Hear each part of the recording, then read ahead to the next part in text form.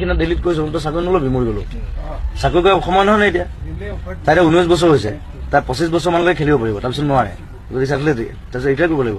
after retirement চাকৰিৰে এতিয়া চাকৰিটো কেলে তাইক এতিয়া আমি আছো আমি চাম বেলেগ নাচালে এছিয়ান গেমছ আছে অলিম্পিক্স আছে তাইক কৈছে গ'ল্ড নলগা হেৰি ইয়াত পিকিম গ'ল্ড পাবই লাগিব এজনী ছোৱালী ওলাইছে ভোগেশ্বৰ বৰুৱাৰ পিছত অকল তাই ওলাইছে অসমৰ এথলেট চ' আমি বুষ্ট আপ কৰিব লাগিব তাইক কি ইভেন মই তাইক কৈছো তাতে